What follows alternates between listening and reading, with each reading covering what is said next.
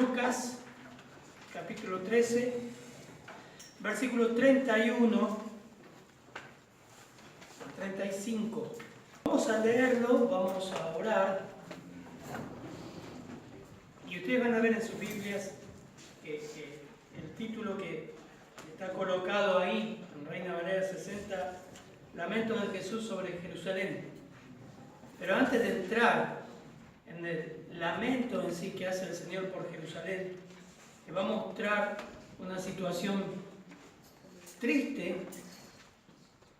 acerca de Israel, va a mostrar tres hechos que componen este lamento. Vamos a ver el contexto, pero vamos a leer el texto. Dice versículo 31. En ese momento llegaron unos fariseos diciéndole: sal y vete de aquí porque Herodes te quiere matar. Y él les dijo: id y decirle a ese zorro. Yo estoy leyendo la versión Las Américas, pero es muy parecido. Yo expulso demonios y hago curaciones hoy y mañana, y al tercer día cumplo mi propósito. Sin embargo, debo seguir mi camino hoy, mañana y pasado mañana, porque no puede ser que un profeta muera fuera de Jerusalén. Jerusalén, Jerusalén, la que mata a los profetas y apedrea a los que te son enviados. ¿Cuántas veces quise juntar a tus hijos como la gallina a sus pollitos, debajo de sus alas, y no quisiste? He aquí vuestra casa se os deja desierta, y os digo que no me veréis más hasta que llegue el tiempo en que digáis: bendito el que viene en el nombre del Señor. Padre, te pido, Señor, que si hay gente escuchando que todavía no te conoce, Señor, gente que día a día escucha tus advertencias e ignora, Señor, tu compasión, tu misericordia, que obres en su corazón, Señor. Que vea el estado de condenación, Señor. Que vea que puede haber conversión en su vida, Señor. Y a nosotros, Señor, que podamos ser animados, desafiados, Señor, a compartir el Evangelio con este texto, Señor. En tu nombre, Padre Santo. Amén, Señor. Bueno, llegamos a un punto de tantas advertencias que el Señor fue dando. Recuerden, la puerta, el padre de familia en algún momento la cerraría, y aquí ya se está cerrando, y este texto lo muestra. Y a pesar de todas esas advertencias de Jesús, ya se estaban organizando para querer matar al Señor, aprender al Señor. Pero antes de entrar en los hechos que componen este lamento profundo del Señor por su tierra, por los judíos, tenemos que ver el contexto. Miren, en versículo 31, vamos a leerlo otra vez, versículo 31. Aquel mismo día llegaron unos fariseos diciendo: sal y vete de aquí, porque Herodes te quiere matar. Hay mucho contexto histórico que es necesario que sepamos para comprender este lamento. ¿Por qué el Señor dice lo que dice? Entonces, los fariseos vienen y le dicen: sal y vete de aquí porque Herodes te quiere matar. ¿No les llama la atención de todo? ¡Wow! ¡Qué bien! ¡Qué bien los fariseos! Por fin se hicieron amigos del Señor. Lo están cuidando al Señor. Le están diciendo: salí porque Herodes te quiere matar. Ellos no lo querían matar. Algo hay acá. Algo hay en este texto. Primero, para saber quién era Herodes Antipas, que era el tetrarca que tenía bajo su jurisdicción Galilea y Perea. Donde estaba el Señor ahora era Perea. Y la misma región por donde Jesús había estado y aún estaba viajando. Este Herodes había iniciado su reino en el año 4 a.C. e iba a continuar en este reinado hasta el año 39 después de Cristo. Algunos de estos fariseos le informan que este Herodes lo quería matar. Este Herodes es el mismo que hizo matar a Juan el Bautista. Parecía una actitud amistosa de los fariseos. Pero ustedes se van a dar cuenta que no lo era por la respuesta que da el Señor a los fariseos. De pronto lo están cuidando al Señor, de pronto le dicen, mira, anda a tal lugar porque acá tiene dominio Herodes y quiere acabar con tu vida. Vení a Jerusalén. Ahora miren cómo responde el Señor. Versículo 32. Y decirle a ese zorro, en Reina Valera 60 dice, en el capítulo 13, versículo 32, y les dijo, id y decid a aquella zorra, he aquí, echo fuera demonios y hago curaciones hoy y mañana y al tercer día termino mi obra. ¿Por qué dice lo que dice? ¿Por qué le dice zorro? Bueno, y es interesante, hay varias posiciones, pero casi todos convergen en que se le refiere a la astucia de Herodes. Ustedes saben que los políticos son astutos, ¿o no? Miren lo que pasa esta semana en Argentina. Siempre los políticos han sido astutos. Y el Señor utiliza la figura del zorro. El zorro es un animalito que es astuto. Bueno, no tenemos, ustedes han visto, no es la serie, la película del zorro, no. Estamos hablando del animalito. Y es muy astuto para robar gallinas y comer en el campo. Son muy astutos. Pero el Señor usa esa figura y habla de la astucia de Herodes que utiliza a los fariseos. Y hay un contexto en cuanto a esto, porque Herodes había sido reprendido por Juan el Bautista, ¿recuerdan? Porque tenía la mujer de su hermano.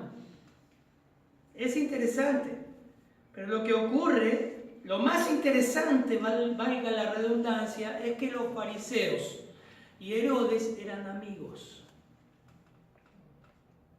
Aunque los fariseos odiaban el poder romano, la influencia de Roma, odiaban a los herodianos, no estaban de acuerdo. Los herodianos era otro partido político, vamos a hablar de política esta mañana, pero de la Biblia. Los herodianos eran un grupo de judíos que estaban de acuerdo con Roma y adoraban y veneraban a Herodes, por eso se llamaban herodianos. Los fariseos estaban en contra de ellos, pero miren lo que pasa acá. Se hicieron amigos por una causa común, el celo por Cristo. No el celo bueno, destruir a Cristo.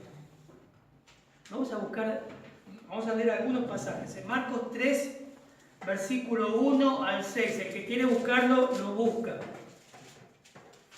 Así que, por eso, el Señor le dice, zorro.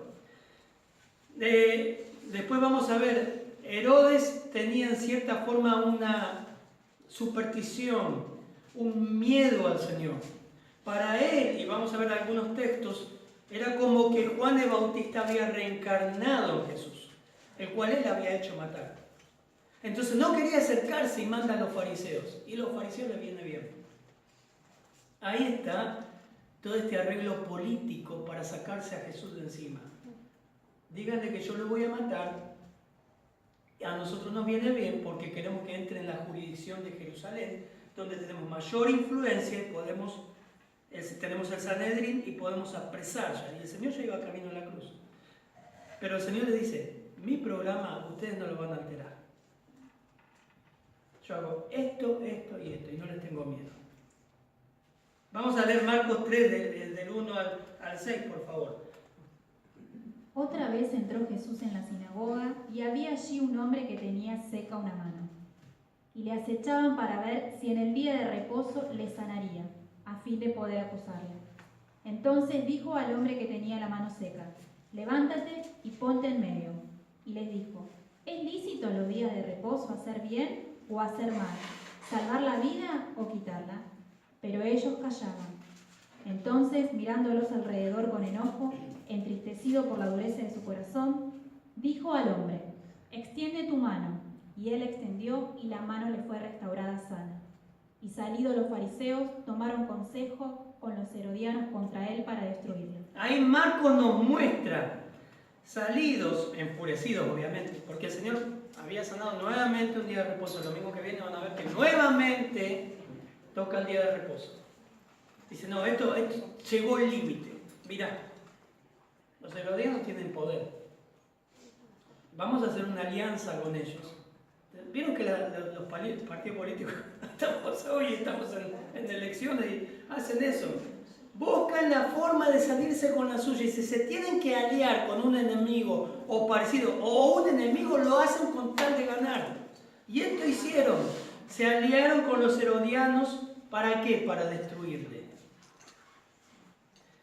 Bueno, les conté cómo eran los herodianos. En Mateo, capítulo 22, si quieren lo buscan, si no les leo, versículo 13, yo lo leo, aunque lo tengo muy chiquito, con los anteojos se ve bien.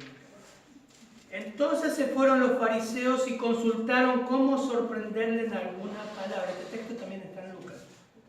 Y le enviaron los discípulos de ellos con los herodianos, judíos que estaban a favor de Roma y de Herodes, por supuesto, diciendo: maestro, muy conocido este texto, sabemos que eres amante de la verdad. ¿Vieron cómo son salameros? Y buscan caer bien, y que enseñas con verdad el camino de Dios, y que no te cuidas de nadie, porque no miras la apariencia de los hombres. Falso será. Dinos pues, ¿qué te parece? ¿Es lícito dar tributo a César o no? ¿Quiénes estaban con ellos? Los herodianos. Si el Señor decía no, ¿a quién iban a ir los herodianos? A Herodes.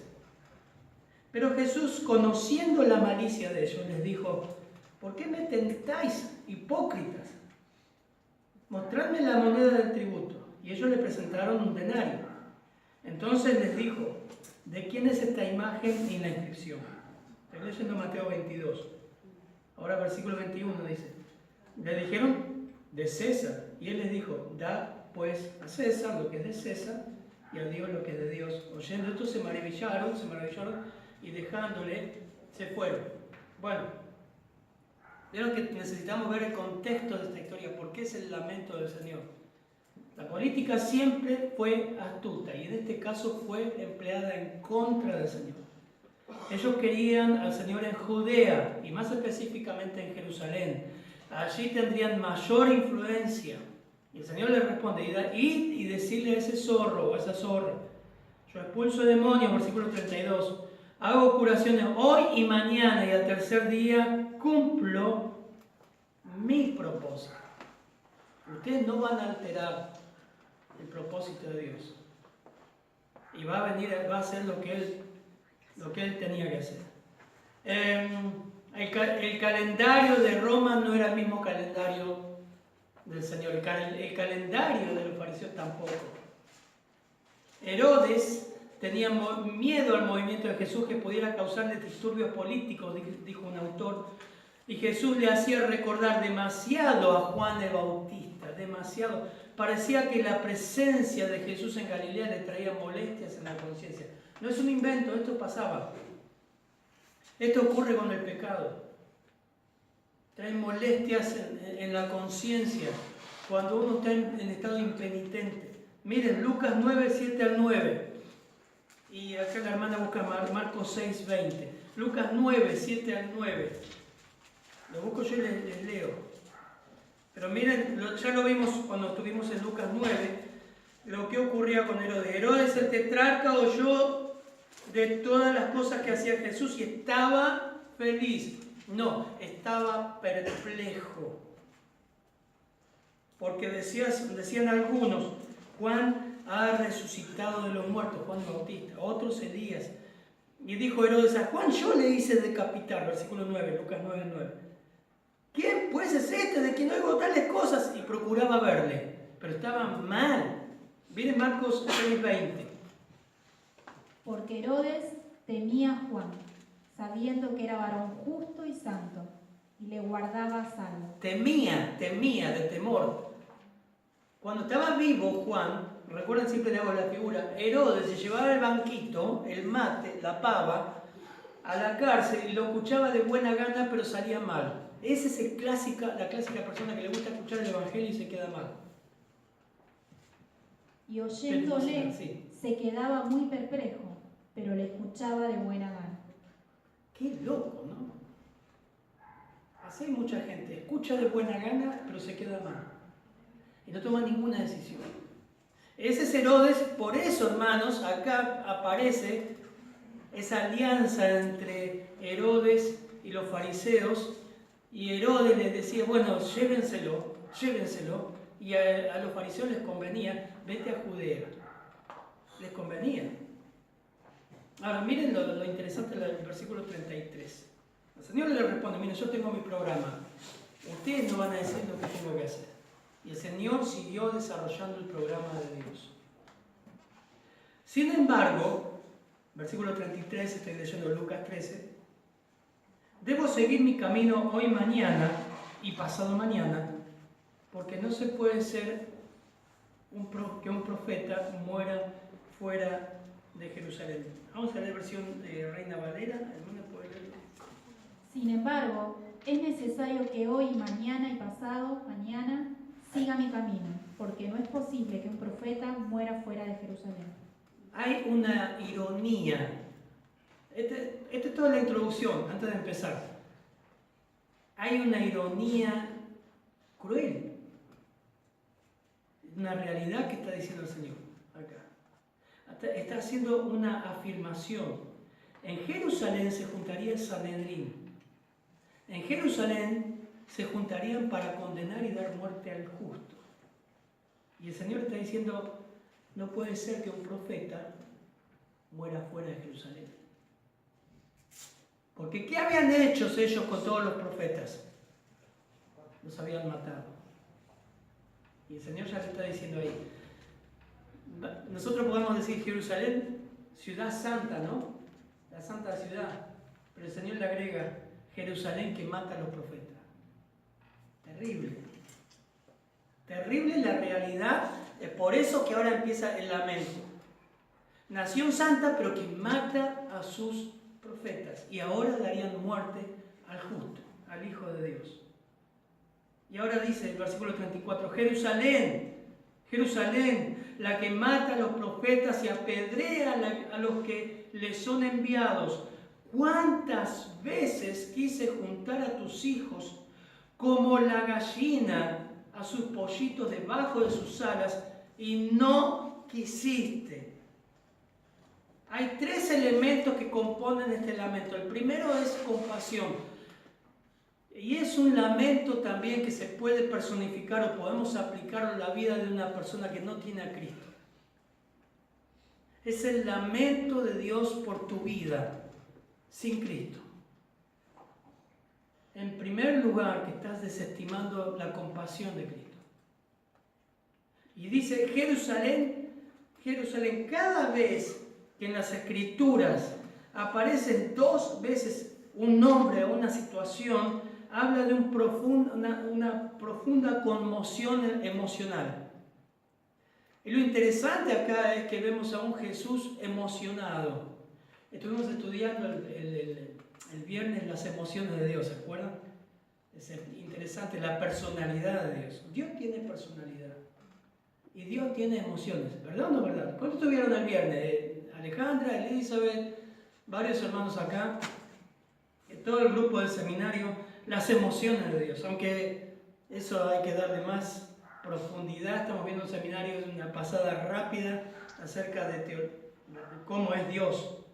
Pero es un derrame de dolor de Jesús por Jerusalén. No solamente la ciudad y el templo, sino está abarcando en sí a Israel. En Lucas 10:41, por ejemplo, vemos Marta, Marta, cuando dice afanada y turbada. En Lucas 22:31 dice Simón, Simón, cuando le dice que Satanás los ha pedido para zarandearlos. En el Antiguo Testamento vemos a David en 2 Samuel 18:33 cuando clama por su hijo. Hijo mío, Absalón, hijo mío, Absalón. Habla de un profundo dolor, una profunda consternación emocional. Está cargado de emoción. Y aquí como en Mateo el Señor dice, Jerusalén, Jerusalén, que mata a los profetas. Es terrible. Dios, dimos el viernes acerca de las emociones de Dios y la personalidad de Dios. Dios no es una fuerza impersonal. ¿Se acuerdan la definición que vimos? Sino un ser divino con el que se puede tener una relación y que desea comunicarse con su creación y tener comunión con ella. Dios posee nombre personal, que estuvimos estudiando los nombres personales de Dios. Dios se involucra con su creación, está personalmente presente. Dios posee intelecto, voluntad y emociones. Se alegra, tiene pesar, tiene ira, tiene amor, tiene celos, se entristece. Y acá el Señor está mostrando su profunda tristeza por un pueblo que le está rechazando y que le daría muerte. Es claro que la nación sí era culpable de matar y apedrear a los embajadores oficiales de Dios. Los mataron. Lo vimos en Lucas también, Lucas 11, les leo Mateo 5. Bienaventurados seréis cuando os insulten y persigan y digan todo género de mal contra vosotros falsamente por causa de mí. Regocijaos y alegraos, porque vuestra recompensa en los cielos es grande, porque así persiguieron a los profetas que fueron antes de vosotros. Y Lucas es más específico.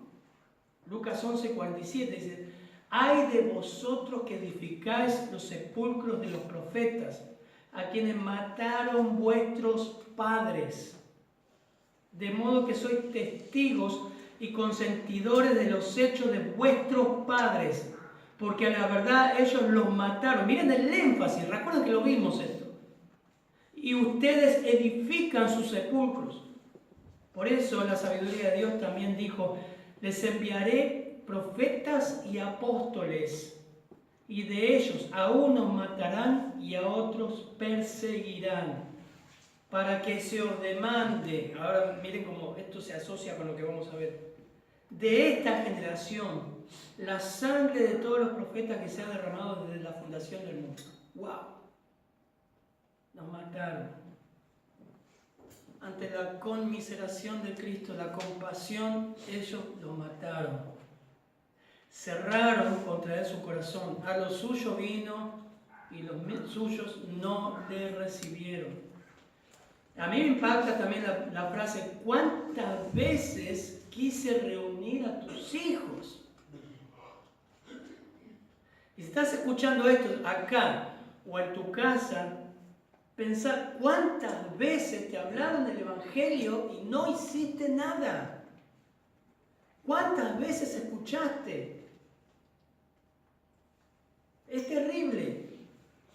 Muchas veces en el templo el Señor enseñó a los judíos. Muchas veces en las sinagogas el Señor enseñaba, compartía, sanaba, hacía milagros y cerraban su corazón. Juan 10:22 nos dice: en estos días se celebraba en Jerusalén la fiesta de la dedicación, era invierno y Jesús andaba por el templo. Así que miren, imaginen la atmósfera, la imagen ahí. El Señor caminaba por el templo, en el pórtico de Salomón. Entonces los judíos le rodearon y decían: ¿hasta cuándo nos vas a tener en suspenso? Si tú eres el Cristo, dínoslo abiertamente. Jesús dijo 10:25 de Juan: os lo he dicho y no creéis. Las obras que yo hago en el nombre de mi Padre, estas dan testimonio de mí. Pero ¿saben qué? Pero vosotros no creéis porque no sois de mis ovejas. Mis ovejas oyen mi voz y yo las conozco y me siguen. Y yo les doy vida eterna y jamás perecerán y nadie las arrebatará de mi mano. Mi Padre que me las dio es mayor que todos y nadie las puede arrebatar de la mano de mi Padre. Yo y el Padre uno somos. Los judíos volvieron a tomar piedras para apedrearle. Jesús le dijo: os he mostrado muchas obras buenas que son del Padre. ¿Por cuál de ellas me apedráis? Los judíos le contestaron: no te apedramos por ninguna buena obra, sino por la blasfemia y porque tú, siendo hombre, te haces Dios. ¿Cuántas veces los quise reunir y no quisiste? Primer elemento que compone este lamento es la misericordia, la clemencia, la compasión de Cristo, aflorando por su pueblo. y ellos lo rechazaron. ¿Cuántas veces quise juntar a tus hijos como la gallina, sus pollitos debajo de sus alas y no quisiste? ¿Cuántos de acá tuvieron gallinas alguna vez y pollitos? 2, hermano, 3, mi esposa obviamente, y lo vi ahí, lo disfruté ver. ¿Nunca viste una gallina con pollito? O solamente ves el pollito muerto acá en la pollería y después lo comes al horno. Eso es lo que pasa, lo ves envasado ya. Bueno, ese pollo tuvo vida alguna vez. Y ese pollo fue pollito. Y nació de un huevo. Y tuvo una mamá que se llamó gallina.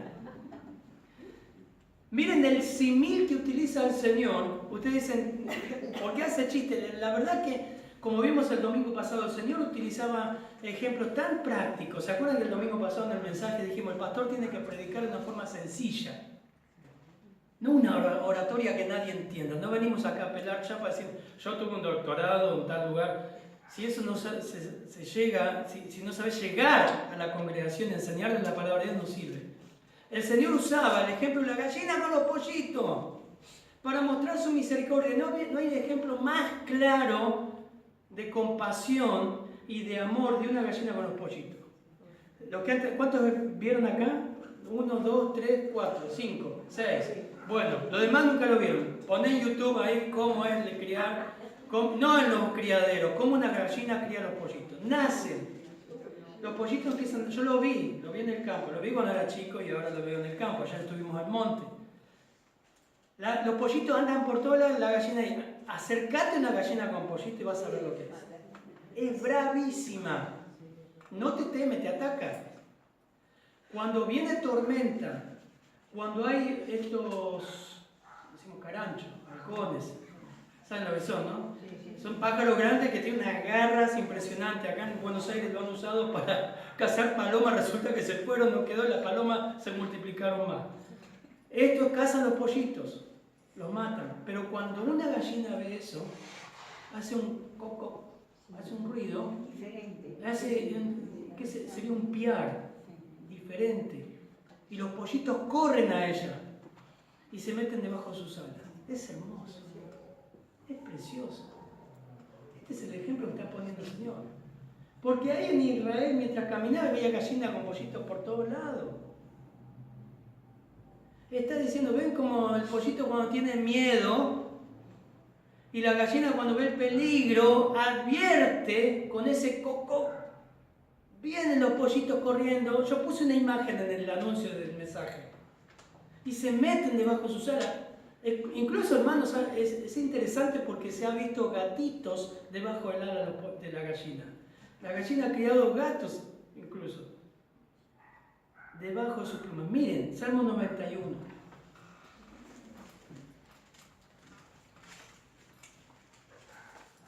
Recién lo leímos cuando comenzamos. Solamente voy a leer este versículo 3. El que habita al abrigo del Altísimo morará bajo la sombra del Omnipotente. No solamente la gallina podía cubrir por halcones o depredadores, también era el sol. También el sol los cubría. Y acá el Salmo 91 indica eso. Diré yo a Jehová, esperanza mía y castillo mío, mi Dios en quien confiaré. Mi Dios en quien confiaré, perdón, es una afirmación. Mi Dios en quien confiaré. Él te librará del lazo del cazador, de la peste destructora. Y dice el versículo 4, con sus plumas te cubrirá y estarás, y debajo de sus alas estarás seguro. Hermoso. Este es el Dios que da salvación. La puerta es Cristo. Este es el Dios que te invita a venir. Y dice, otro más, Romanos 5:8 más, Dios muestra su amor para con nosotros en que siendo aún pecadores, Cristo murió por nosotros. Pues mucho más estando ya justificados en su sangre, por él seremos salvos de la ira. Porque si siendo enemigos fuimos reconciliados con Dios por la muerte de su Hijo, mucho más estando reconciliados seremos salvos por su vida. El primer elemento del lamento del Señor por Jerusalén es rechazaron su compasión. Una y otra vez dio advertencias y la ignoraron. Una y otra vez. Y hoy está dando su compasión. Hoy te está invitando a venir. Hoy te está invitando a estar debajo de sus alas, seguro. Pero ellos rechazaron. Miren, vamos a leer el versículo 35, por favor. He aquí vuestra casa os he dejado desierta, y os digo que no me veréis hasta que llegue el tiempo en que digáis, bendito el que viene en el nombre del Señor. El segundo elemento que compone este lamento del Señor por Jerusalén es la realidad de la condenación. ¿Por qué se lamenta el Señor? Porque rechazaron su compasión, su amor, su oportunidad, sus advertencias, pero también rechazaron la realidad de su condenación. Primera parte del versículo 35 es: aquí vuestra casa os será desierta. Esto es terrible. Cuando les lea se van a dar cuenta, hermanos. Esto es terrible, terrible. Vuestra casa no indica solamente vuestro templo, sino está abarcando vuestra ciudad y toda la nación. Ahora, interesante que lo vimos el viernes, ¿se acuerdan? Díganme quién estuvo el viernes. Ahí está. ¿Dos nada más? No, hubo más, ahí está. ¿Se acuerdan que yo les dije del texto que tocábamos el domingo que hay una parte que está en voz pasiva en el original? Es esta. Es una parte, voz pasiva significa que el hombre no tiene acción, sino que lo hace Dios. Vuestra casa se os deja desierta, dicen las Américas.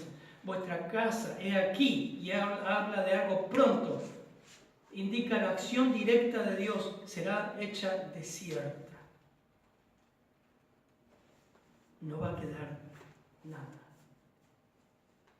Y es interesante porque la ciudad de Jerusalén, no solo el templo, en menos de 40 años quedaría desierta por la destrucción de Jerusalén. Y el templo, esto acontecería en el año 70 después de Cristo.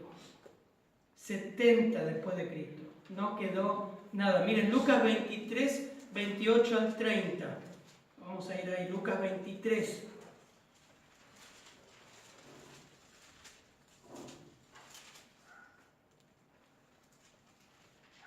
¿Se acuerdan cuando el Señor iba con la monte a ser crucificado?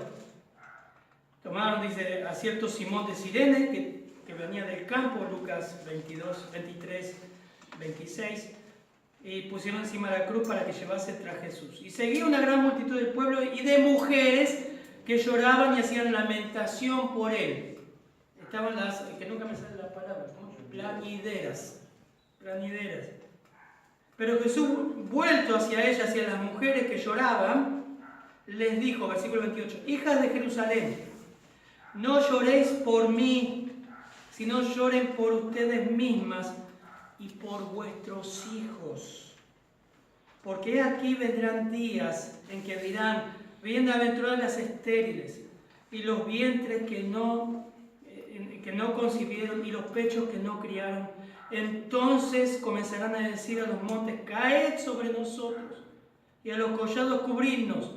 Porque si en el árbol verde hacen estas cosas en Cristo, en el seco, ¿qué no se hará? Y eso se estaba refiriendo a lo que venía. Los romanos fueron, no les voy a nombrar porque son atrocidades lo que hicieron con los judíos. Atrocidades en el año 70.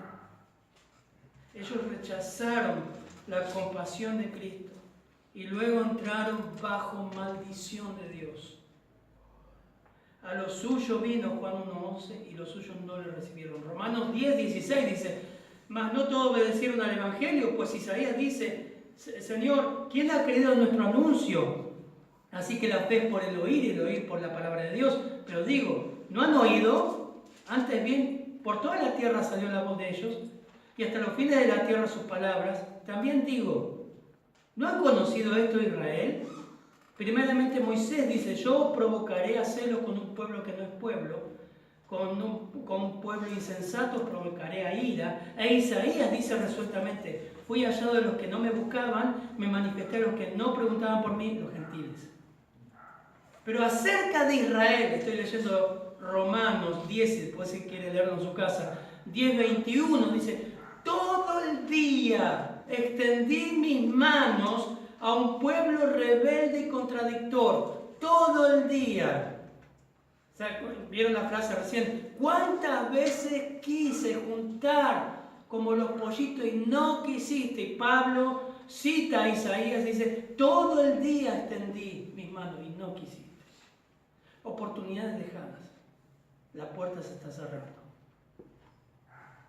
El colmo del rechazo de Dios, de Israel por Dios, sería la sentencia de muerte que pronunciarían sobre el unigénito. Mire, lo que vamos a leer ahora es más terrible, para que usted entienda la profundidad y la lamentación que hace el Señor por Israel. La tristeza que provocó en el corazón de Dios. Miren, Mateo 27, 25. Leemos del 24 al 26. Mateo 27, 24 al 26. Miren cómo responde esa generación a Pilato. Mateo 27, perdón. Dice así, lo leo. Estoy embalado. Mateo 27, 24. Viendo Pilato que nada adelantaba, porque él quería, después vamos a ver eso, quería soltar al Señor. Tenía feo sueño, la esposa dice, soltalo. Eran supersticiosos también. Viendo que nada adelantaba, sino que se había hecho más alboroto, tomó agua y se lavó las manos delante del pueblo diciendo, inocente soy yo de la sangre de este justo. Pilato, más allá vosotros. Inocente soy yo de la sangre de este justo, allá vosotros. Versículo 25. Y respondiendo todo el pueblo dijo, su sangre sea sobre nosotros y sobre nuestros hijos. Ellos le están diciendo, está bien, vos no vas a ser responsable, nosotros nos hacemos responsables. Que su sangre sea sobre nosotros y sobre nuestros hijos. Entonces le soltó a Barrabás y habiéndole azotado, a Jesús lo entregó para ser crucificado. Eso es lo que estamos viendo ahora. Por eso es el lamento. Israel entra ahora como nación bajo el juicio de Dios. Terrible. Su sangre sea sobre nosotros. Les leo ahora historia, datos, para que ustedes se den cuenta de la magnitud y el alcance que tuvo el juicio de Dios sobre la nación. No estamos hablando que los judíos no fueron salvos. 3.000 se convirtieron con la predicación de Pedro. Se siguen convirtiendo judíos individualmente. Pero como nación cayó bajo el juicio de Dios por haber rechazado al justo. Según el historiador Flavio Josefo del siglo I, cuenta que con la revuelta judía que comenzó en el año 66 después de Cristo, los romanos, después de un prolongado sitio, tomaron Jerusalén y la saquearon. Yo no puse detalles de eso, de todo lo que se hizo con los judíos. César ordenó demoler la ciudad, dejó las 2 torres nada más, y más de 1 millón de judíos murieron y cerca de 100.000 fueron llevados cautivos. Ese fue el primer brote de la maldición divina e implacable de Dios ante el rechazo de Cristo y su muerte en la cruz. Su sangre sea sobre nosotros. Bueno, ahí empezó. Pero no solamente en ellos, sobre nuestros hijos. En el año 630, el emperador Heraclio destierra a los judíos de Jerusalén, los borra. A lo largo de la Edad Media, a principios de la Edad Moderna, el antisemitismo ya se había extendido sobre toda Europa. En el año 1290, hay más datos, yo busqué algunos. En el año 1290 Inglaterra expulsa toda la población judía y no existen registros judíos en esa tierra hasta que se les permite regresar en 1655. Los judíos fueron culpados de la famosa peste negra en Europa en el año 1348 al 1350, y fueron cruelmente muertos y perseguidos. Así el antisemitismo ha sido contaminado hasta la fecha toda la región occidental. En el siglo XIX fue testigo de persecuciones y matanzas en Rusia a judíos después del asesinato de un líder de ellos, en el año 1881, de cual algunos culparon a los judíos. En el siglo XX nos trae lo inarrable del holocausto judío, donde millones de judíos fueron asesinados por Hitler y Stalin. El moderno Estado de Israel, fundado en 1948, ha enfrentado innumerables amenazas y asaltos por parte de sus enemigos. La amenaza de masacre y exterminio se extiende en Israel a medida que el Islam crece y crece en su odio imparable. No hace falta explicarlo, ustedes miren las noticias. Tu casa os será desierta. Fue la maldición. Ahora, usted dice, han pasado 2000 años e Israel todavía es una casa desierta. Todavía sigue sufriendo el castigo de Dios. Es el segundo elemento de lamentación y condenación, maldecida por Dios por rechazar a Cristo. ¿Qué tiene que ver conmigo? Sí tiene que ver mucho con usted, que si está escuchando este mensaje. Y mire lo que dice la Biblia, el que cree en el Hijo, el que cree no es condenado, pero el que no cree ya ha sido condenado, porque no ha creído en el nombre del unigénito Hijo de Dios. Juan 3:36, el que cree en el Hijo tiene vida eterna, pero el que rehúsa creer en el Hijo no verá la vida, sino que la ira de Dios está sobre él. ¡Wow! Acá no está hablando como nación, está hablando en forma personal. La persona que sigue jugando con Cristo, la ira de Dios está sobre él. Tu vida está pendiente de un hilo. Por eso una y otra vez decimos, examinate si tenés salvación. ¿Cómo es tu relación con Cristo? Si has creído, si le has abrazado por fe. Así que Efesios nos dice claramente, Él los dio vida a vosotros que estabais muertos en delitos y pecados, en los cuales anduviste desde otro tiempo, según la corriente de este mundo, conforme la príncipe, la potestad del aire, Satanás. El espíritu que ahora opera en los hijos de desobediencia, eso habla de los incrédulos. Por la gracia de Dios y la misericordia de Dios, el mundo respira. Entre los cuales también nosotros en otro tiempo vivíamos en las pasiones de nuestra carne, satisfaciendo los deseos de la carne y de la mente. Y éramos por naturaleza hijos de ira. Dice, lo mismo que los demás. O sea, así como Israel fue maldita por rechazar a Cristo, una persona que rechaza a Cristo es maldita. Va al infierno. Pero cuántas veces os quise juntar como la gallina a su pollito. Y quizás estás viviendo esa oportunidad. No la dejes, apreciala. Inclinate ante Cristo. Humillate ante Él y cree. Pero lo lindo es cómo termina. Elementos que componen su lamento. Rechazaron su compasión, están destinados a condenación, por ende. Pero lo lindo es cómo termina. Último elemento. Están acá, hermanos, ¿no? ¿No se durmieron? Ya terminamos. Pero esto es hermoso. Versículo 35.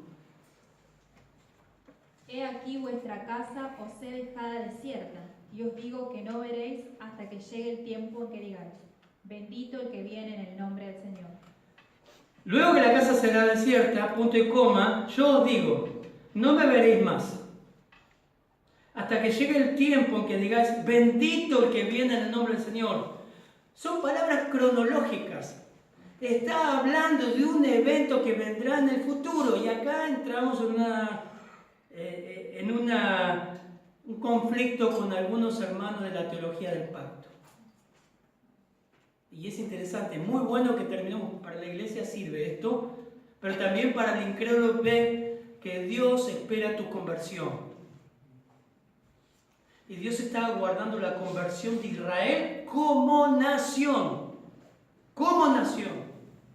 Y a eso se refiere. Zacarías 12:10 dice, derramaré sobre la casa de David. ¿Quién es la casa de David? No es la iglesia, son los judíos. Y sobre los habitantes de Jerusalén, el espíritu de gracia y de súplica. Y me mirarán a mí, a quien han traspasado. ¿Quién es el que han traspasado? Como decía el etíope, ¿de quién habla esto? ¿A quién traspasaron? Díganme. A Jesús. Y ahí estoy leyendo Zacarías 12:10. Y se lamentarán por él, en mayúscula, como si se lamenta por un hijo único, y llorarán por él, como se llora por un primogénito, como ocurrió en Pentecostés con la predicación de Pedro, ¿qué haremos? Y 3.000 se arrepintieron. Esto está hablando como toda la casa de David, todo Israel. Aquel día habrá gran lamentación en Jerusalén. Qué hermoso, es como un avivamiento. Como la lamentación de Adán Rimón en la llanura de Megiddo. Se lamentará la tierra, cada familia por su lado, la familia de la casa de David por su lado, las mujeres por su lado, la familia de la casa de Natán por su lado y sus mujeres por su lado, la familia de la casa de Leví por su lado, sus mujeres por su lado, la familia de los simeitas por su lado. O sea, todos los judíos, todas las demás familias, cada familia por su lado, todos se lamentarán y creerán en Cristo. Wow. Esto es un lenguaje judío. Miren, Isaías 53, por favor, 1 al 12. Ahora sí. Isaías 53, lo leemos mucho en la Cena del Señor, precioso pasaje, pero está dirigido a los judíos. Isaías 53.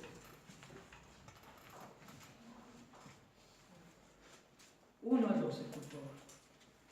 ¿Quién ha creído a nuestro anuncio y sobre quién se ha manifestado el brazo de Jehová? Subirá cual renuevo delante de él y como raíz de tierra seca, no hay parecer en él, ni hermosura le veremos, más sin atractivo para que le deseemos. Despreciado y desechado entre los hombres, varón de dolores, experimentado en quebranto, y como escondimos de él el rostro, fue menospreciado y no lo estimamos. Fíjese, está hablando en tercera persona del plural. No lo estimamos, lo despreciamos. Llevó nuestras enfermedades, subió nuestros dolores y le tuvimos por azotado, por herido de Dios y abatido más. El herido fue por nuestras rebeliones y molido por nuestros pecados. El castigo de nuestra paz fue sobre él. El pueblo judío experimentará esto, dirá esto. Está bien aplicarlo a nosotros. Esto, hermanos, fue en nuestra vida. Esto hizo Jesús por mí. Pero el pueblo de Israel llegará un día en que va a decir: nosotros, angustiado y afligido, no abrió su boca como cordero. Yo me acuerdo, esto hicimos como nación. Como cordero fue llevado al matadero y como oveja delante de sus trasquiladores. No abrió su boca, por cárcel y por juicio fue quitado, y su generación, ¿quién la contará? Fue cortado. Hermanos, no sé, hay más. Lamentablemente, para los hermanos y hermanas en Cristo, que sostienen la teología del pacto, creen. Por eso no se trata solamente de milenio o no milenio. Es más, es una diferencia interpretativa profunda. Lo que sostiene la teología del pacto, ellos creen que las maldiciones que dicen en cuanto a Israel ya se cumplieron. Y que por haber rechazado a Cristo ya no hay profecías, Dios los abandonó. No hay plan para Israel como nación. Pero ellos sí aceptan las bendiciones de Israel y dicen: esto es para la iglesia. Y cuando hablamos de eso, ¿quién te califica vos para decir esto es para la iglesia y esto es para Israel? ¿Por qué se refiere a Israel entonces? Es ridículo. ¿Por qué maldijo literalmente a Israel? Lucas 1:31, no lo busquen, pero ya lo vimos. He aquí concebirás en tu seno y darás a luz un hijo, ¿se acuerdan? Pasaje muy conocido. Y le pondrás por nombre Jesús, que lo vimos el viernes. Este será grande y será llamado Hijo del Dios Altísimo. ¿Y hasta acá estamos bien? ¿Ok? ¿Se entiende? ¿Es Jesús el Hijo del Dios Altísimo? Dígame amén o no. Amén. Sí. Ahora miren, dice: y el Señor Dios le dará el trono de su padre David. Si esto es solamente para iglesia, ¿por qué dice el trono de su padre David? ¿A qué se está refiriendo? Que va a reinar como rey. Y reinará sobre la casa de Jacob. ¿Usted es de la casa de Jacob? No. ¿Quién es de la casa de Jacob? Los judíos. Para siempre, y su reino no tendrá fin. Si todos concordamos, aún los grandes eruditos, en que el Hijo sería Jesús, este sería llamado grande y sería llamado el Hijo del Altísimo. ¿No reinará sobre la casa de David, que es Israel? Ahora miren, lo último. Por último, dijo un autor, los que espiritualizan las profecías de las bendiciones futuras de Israel admiten que aplicar el método literal, histórico, contextual, de hermenéutica, lo vamos a estudiar en un momento, que esos mismos se aplican a todos los pasajes, le trae problemas a las profecías. Por eso las profecías bíblicas no la interpretan literal, la espiritualizan, la dan vuelta.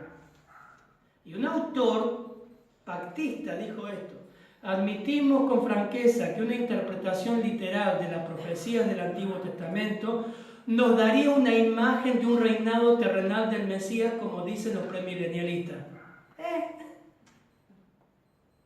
Porque si lo interpretás gramático, histórico, literal, te dice hay un rey, hay un reino.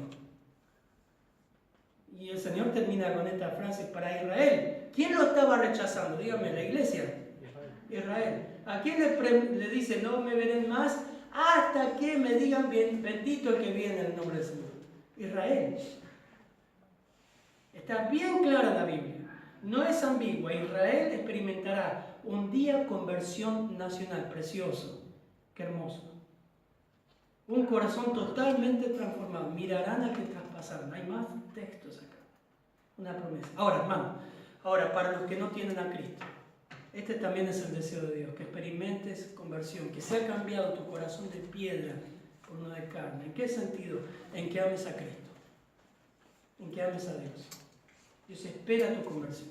Desea que te conviertas. Que mires su misericordia.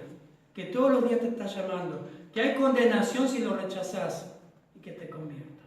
Padre, gracias por tu palabra, Señor. Gracias porque esas promesas sabemos que se cumplirán. Que tú eres fiel. Que has cumplido promesas. Que todavía quedan, Señor.